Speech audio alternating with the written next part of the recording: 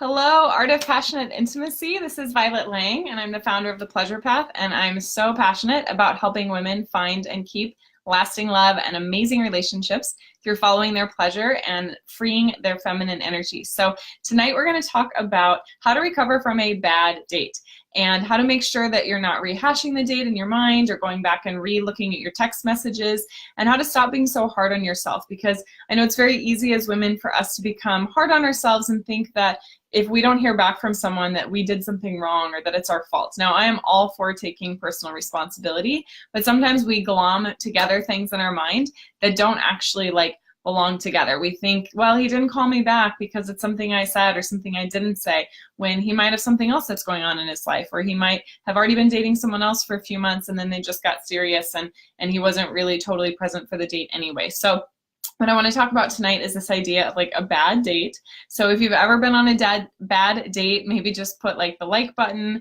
or the laughing button, or write in the comments what that experience was like for you. I think one of the funniest dates that I went on was when I was in college. I participated in this auction thing that was raising money for a charity, and one of the auction items was going on a date with me, which in hindsight feels like, ew, kind of creepy and kind of weird. Why would I do that? But it was common. There was guys and girls that were getting bid on to go on a date. And anyway, to make a long story short, the guy was very, very funny, and he was trying so hard, and it was really cute. But he pulled up to where I was living in college with his stereo blasting, and he was instead of getting out and knocking on the door, he was driving back and forth, just blaring his music as if that was a signal that I needed to come hither or something. And then it just kind of went downhill for the rest of the date.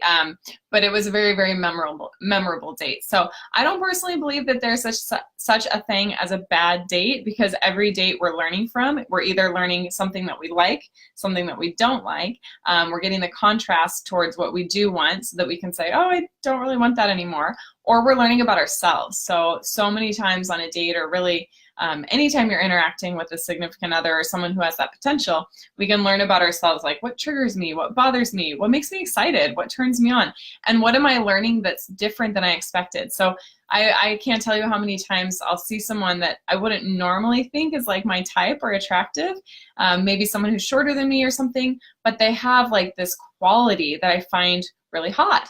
Maybe they're really confident, or maybe they're really assertive, or maybe they're really worldly, or have a really interesting point of view. So much of attraction is beyond just looks. And so each date is an opportunity to get a little deeper into what you want, what you like, and what's possible out there. So my recommendations for how to make sure that it's not a bad, in quotation, date is to, one, have fun. Have fun on a date. This is a moment in time that you get to spend with this person, and you may never see them again, not because you did anything wrong, but because maybe it's just not the right fit. But we can still cherish that moment, enjoy that moment, and find the fun in it.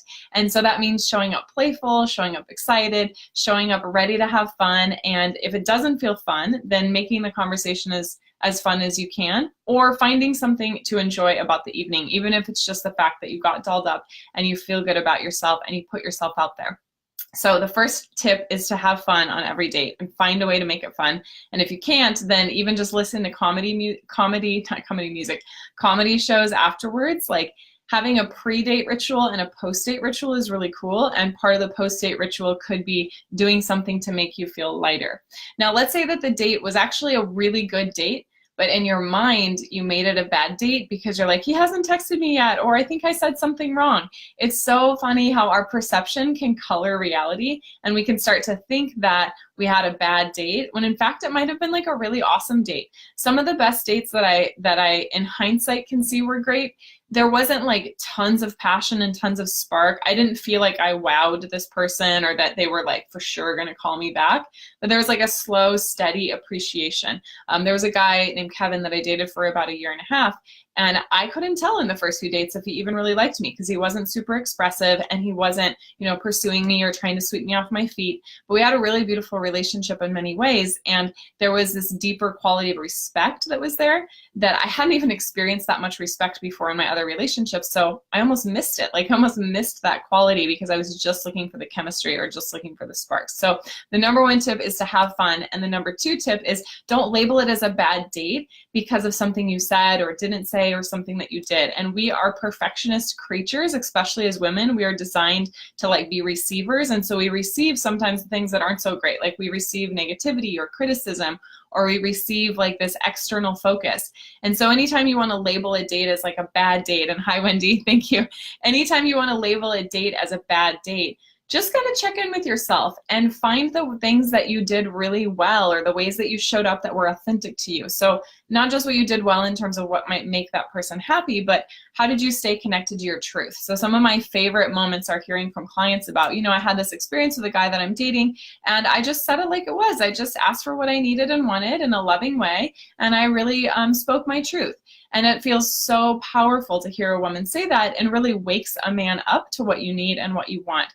But we can't get there if we're analyzing ourselves, if we're criticizing ourselves. So I don't know about you, but I have had situations where I would not hear from someone for a while, so I'd go back and reread the text messages like 1,800 times. Like there must have been a clue in there and I missed it. Or I would rehash the date and think, well, what did he say at this point? And you know, maybe I could have been more demure, or I could have been more feminine, or I could have said this, or I could have said that. And we can drive ourselves crazy with that sort of approach and that sort of attitude. So when you get done with a date, instead of on cue analyzing what went wrong, I really want to encourage you to look for not only what went right, but where you stayed connected to yourself and connected to your truth, where you expressed yourself fully and authentically from a place of love. And then give yourself some props, like give yourself some celebration that you put yourself out there. It's not easy to go on dates. It's not easy to meet someone new. Like you could stay in and watch Netflix all night, but you didn't. You chose to get ready and go out and spend time with a human being because of this deep need for connection. And connection can come in many different forms. Some people like to connect through physical touch. Some people like to connect, you know, through obviously the 5 love language. That's what I was about to go through, and then I realized I don't need to go through that. But some people like to connect in a really fast way. Some people take more time to connect. So celebrate something within yourself after the date so you recognize that what you're doing is really good for you and good for this relationship you're going to create, whether it's with that person or someone else. So one of my favorite phrases is everything I say and do is okay. That might sound a little narcissistic, but it's really designed to help me remember that I'm okay. Like, I'm okay the way that I am. And even if I put my foot in my mouth, if someone's going to judge me based on that, then that's probably not someone that I'm going to see again, that I'm going to be dating again. Obviously, I'm not dating anymore. I'm married. But allow yourself permission to be yourself, permission to be human, permission to be messy sometimes, permission to be emotional, permission to not know. Like, you don't have to keep it together. If it took perfection, hi, Lori. If it took perfection to make a relationship, no one would ever have relationships. So you don't have to be perfect on a date or in a relationship, and you don't have to overanalyze yourself. Like, decouple the outcome from the way that we show up, because of course there's things that we can control, but most things in our life we can only influence. The only thing we control is our own, attitude towards ourselves. So remind yourself that everything you say and do is okay. You're doing a freaking awesome job by even being in a relationship or trying to be in a relationship or putting yourself out there and going on dates.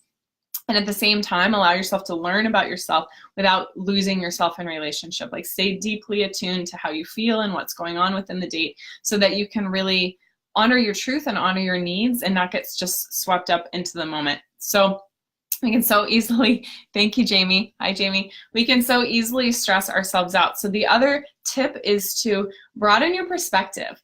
Like, there's so many amazing guys in the world, so many amazing men. And if you haven't experienced that, I'm sorry that hasn't been your truth so far, but I know that it can and will be. We can talk about that more on future Facebook Lives or on a one-on-one call.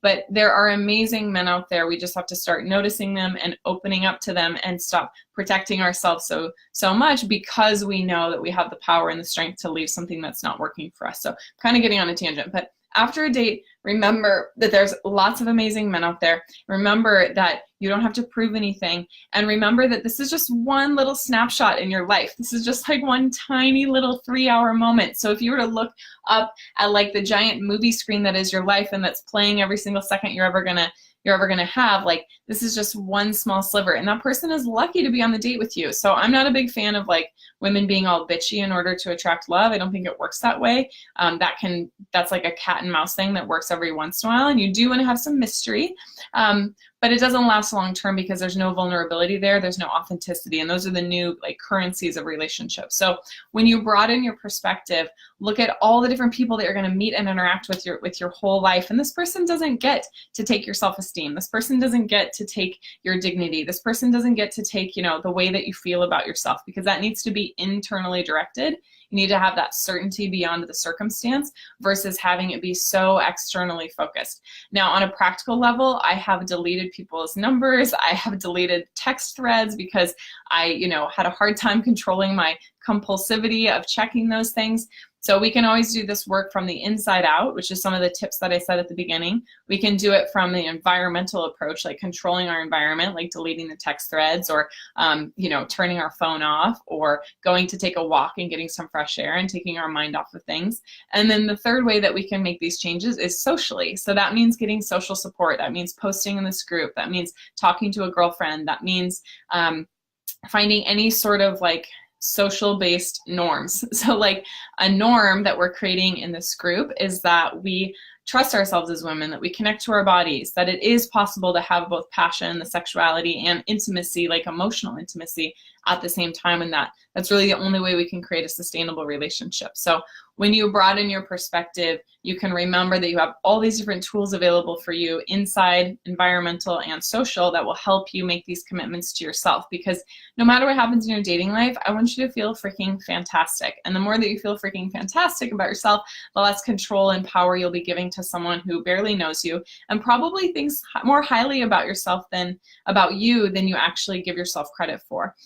Again, we can just be so hard on ourselves, and I don't know exactly where that comes from, but I would guess that it's been around for centuries and centuries and centuries. But we have the option now to change that within ourselves and within our communities of women by recognizing our value and our worth and having fun on dates and letting the outcome not be so attached to who we are and not letting it affect us in such a deep way. So thank you, Kimberly, and thank you, Jamie. It's so nice to see everyone on here. I am going to wrap this up, but if you have any questions, you can type them in the comment bar. If you're watching this later, please, just leave a note, and I'm happy to engage a little further.